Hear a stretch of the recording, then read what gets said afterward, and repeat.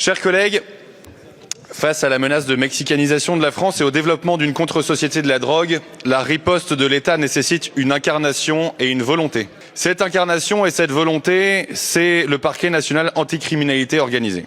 Doté du monopole de la poursuite, de l'instruction et du jugement dans les affaires criminelles d'une très grande complexité, il doit être le chef de file de la guerre contre la drogue. Face à l'hypersophistication des narcotrafiquants, nous avons besoin d'une figure unique, clairement identifiée, qui sera l'interlocuteur privilégié de toute la sphère judiciaire. Une figure qui enverra un message clair à ceux qui veulent transformer la France en narco-État. Jamais un narcotrafiquant ne sera un justiciable comme un autre, car son crime porte atteinte aux intérêts supérieurs de la nation.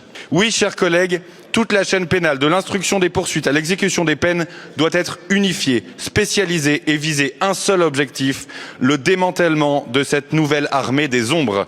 En tant que membres de la représentation nationale, nous sommes tous confrontés dans nos circonscriptions à l'extension du domaine de la drogue.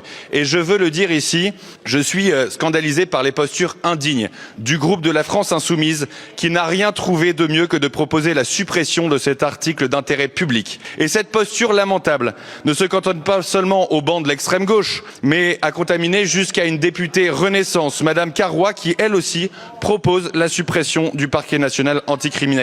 Monsieur Attal, j'aurais aimé vous demander si vous cautionnez cet amendement de votre député. Et vous, collègues de la France Insoumise, qu'allez-vous dire aux familles des 1000 victimes du narcotrafic? De qui êtes-vous les avocats? Des honnêtes gens qui n'en peuvent plus de subir le deal au coin de leur rue, ou des criminels qui veulent à tout prix condamner notre justice à l'impuissance publique? Nous, députés du groupe Rassemblement National et des apparentés, nous serons à la hauteur des attentes des Français et voterons pour la création du parquet national anticriminalité.